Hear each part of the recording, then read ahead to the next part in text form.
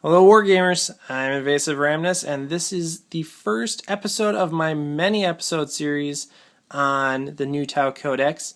Basically how this is going to work is I'll run through a bunch of different parts of the Codex. Sometimes I'll look at just one unit or multiple units or the war gear section, things like that, and basically give you the rundown on what it is and how it can be used, and then look at some pros and cons of that as well. So, as you can probably tell by the episode title, I'll be looking at the Army Special Rules and the Warlord Traits table. Figured I'd get the first page of the Codex, or the first page of the Army list rather, out of the way first.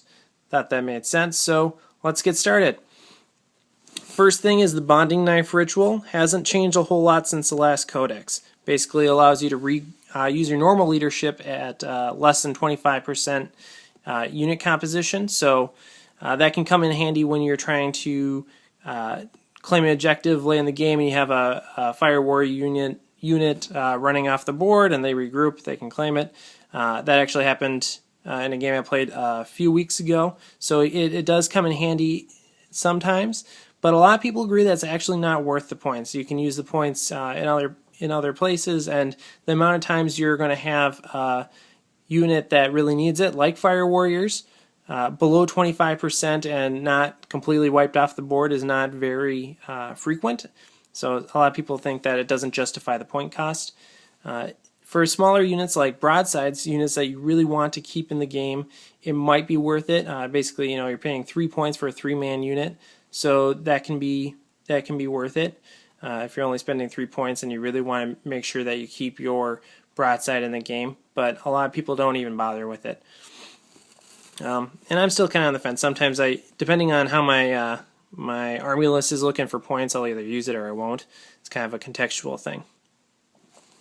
The second part is supporting fire, and man, this thing is probably pretty amazing. Obviously, I can't tell you right now because it's only a few days after the Codex is launched. I haven't got a chance to play a game yet. And that's another thing too, is I'll probably come back and revisit some of these reviews as the Codex ages and things change. So if you're watching this 2 years from now, you might want to look for a newer version of the video. But supporting fire allows units within 6 inches of a unit being charged to fire Overwatch, just as if they were being charged, which is probably pretty good. Again, it's still snapshots, but that can, if you have a bunch of fire warriors or a bunch of anything really clustered around each other, that can really add up quick, I think. Something that this really means for players, though, is that it's going to really promote clustering of your units. You're going to want to keep them in groups and move in units as much as you can in order to protect against charging because of this rule.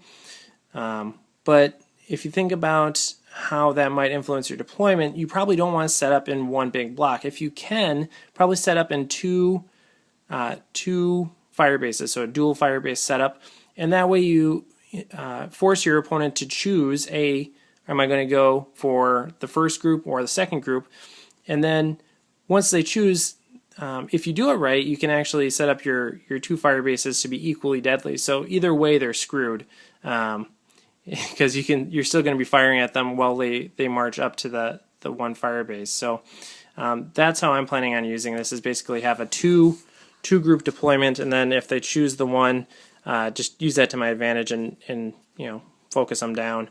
And then of course, if they do end up wiping out this fire base, they have to make it all the way to the other one too. So, but that's assuming that units stay where they are. And one of the great things about the Tau army is that it's so mobile. So using your crisis suits, riptides now too, anything with a jetpack can be highly mobile. So yeah, but on that same note, on crisis suits and supporting fire, something occurred to me this morning on my way to work was that the way that this is worded, it doesn't have any restrictions on flamers. So, and again, I went and checked the the basic rule book, and the way that's worded too, for template weapons, it's assumed that if you're firing Overwatch with a flamer weapon, that it's going to be within range. It does, of course, the rulebook didn't address this special rule specifically because the Codex wasn't out yet, but the way it's written and the way that the Codex is written implies that you can use flame templates, even though flame templates probably aren't going to be realistically within range. So you can still use it as the Codex and the rulebook are written. That might be a little cheesy. You might not want to do that. Might want to discuss it with your opponent beforehand, but I'm planning on at least trying to see what my peers at the FLGS think. So that's potentially a really dangerous tool, using your crisis suits to provide supporting fire for a little bit squishier units if you equip them with flamers.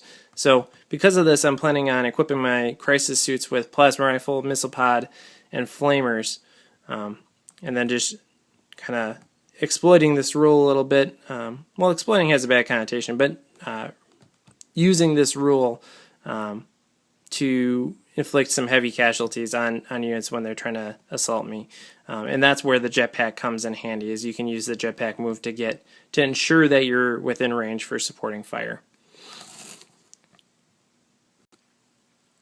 Alright, on to the next part, which would be the Warlord traits table.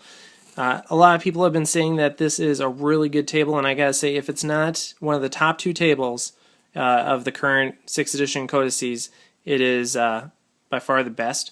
And not only because it has a lot of good options in it, but also because it has these escape clauses. So for 3 out of the 6, if your Warlord can't really use it, like for Tyranids, if you were to have a Witchfire spell on a Broodlord, you can't really do that because the Broodlord doesn't have a ballistic skill.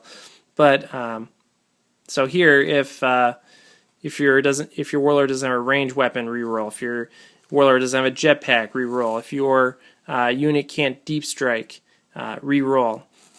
So there's a lot of escape clauses and ways that you can really end up with something that's going to be beneficial to you in at least some way, which is really nice.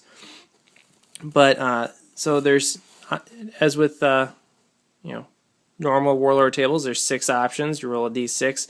Precision of the Skilled Hunter makes it so that your HQ's shots are unable to be lookout-surred. Through Unity Devastation, you can, once per game, give everyone within 12 inches preferred enemy, essentially.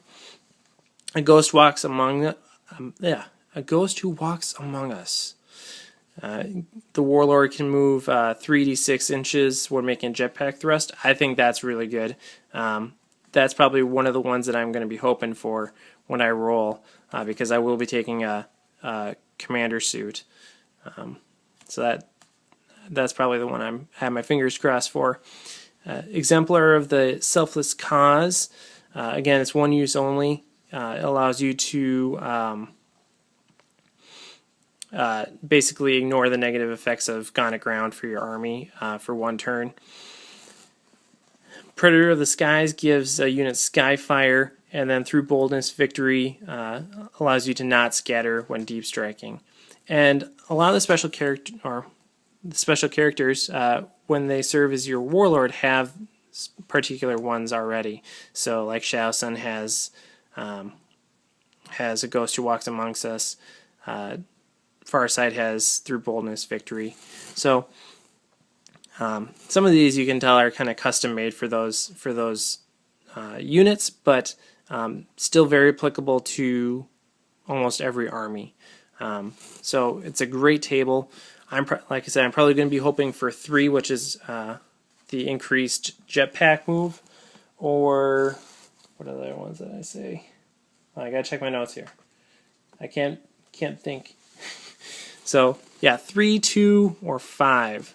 So through Unity Devastation, I think that's, if there's a situation where I really need to get something down, having that preferred enemy reroll is going to be really nice, and I don't need to rely on marker lights, although it would synergize well with marker lights to an extent, because you're getting the benefit of marker lights plus this. So it's going to make those marker lights go even further. And then Predator of the Skies, of course, is Skyfire. So if my other Skyfire units get taken out, this is going to be something that will really help me out, especially if the commander is joined with a unit of crisis suits that have plasma rifles, missile pods, or joins a Riptide, or is with broadsides that don't have the Skyfire upgrade. So a lot of really strong choices, and I think you really can't go wrong with rolling one of these. Some are going to be more applicable than others based on the situation, but in all, a really strong table, and I'm really glad that we got something so well thought out. You know, some people are going to say it wasn't well thought out because it you know, it's potentially too good, but it's very applicable to the army and makes sense from a gameplay perspective as to why you would want each one of these. So that's nice too. And I do like the actual titles, like Through Unity Devastation. It has very you know, Eastern feel to it that goes along with the Tau fluff and aesthetic background.